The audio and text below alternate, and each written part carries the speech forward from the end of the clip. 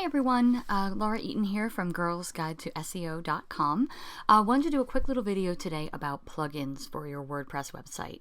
Plugins are great. They perform a lot of functions for you. I'm going to go through the top 4 that I use on all of my websites.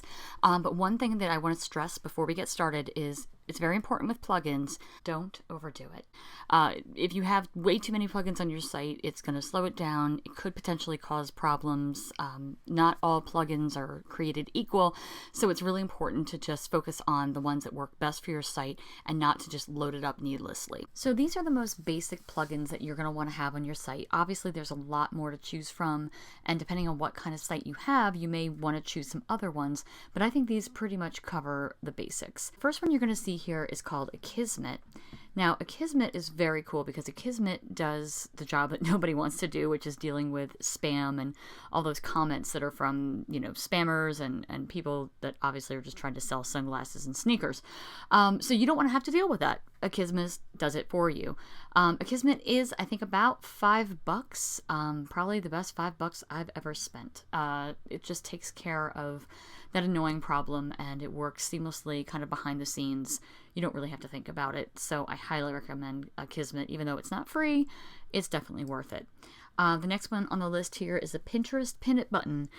If you do anything if you're creating content and you want that content to be easily shared, a Pin It button is a great way of doing that. The Pin It button that's provided here you can either choose to have the Pin It button below your image, above your image, or upon hovering on the image, then the little Pin It button will appear. So that's a great way to encourage people to kind of share your content and share what they're finding on your site.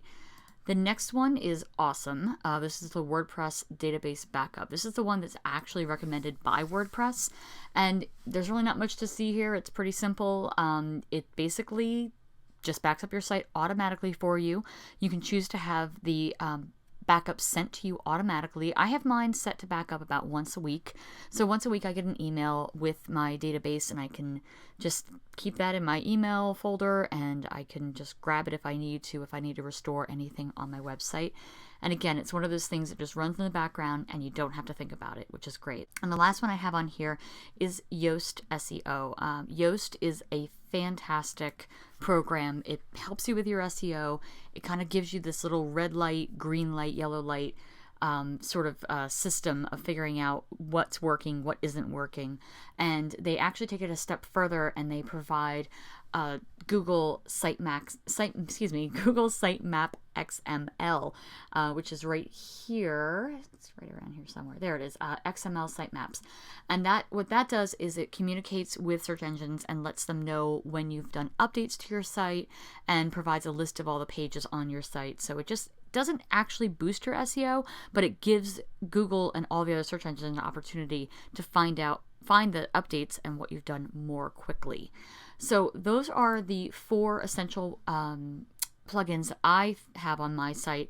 There's obviously thousands and thousands more to choose from, so go through and find what you need, but make sure, like I said, don't overdo it.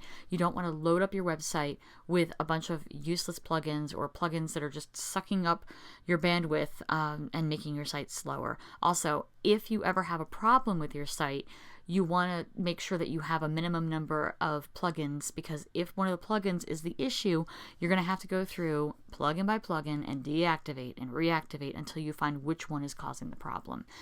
So if there are issues and you have fewer plugins to go through, you're going to save yourself a lot of time and a lot of headaches. All right, guys, that is it for today. If you want to find out more about SEO, head on over to girlsguide2seo.com, and make sure if you haven't already, to join our Facebook group, and make sure you post there and post your questions, and let me know what you guys think about this video, and let me know about other topics that you want to learn more about. Thanks so much for watching. Have a great day.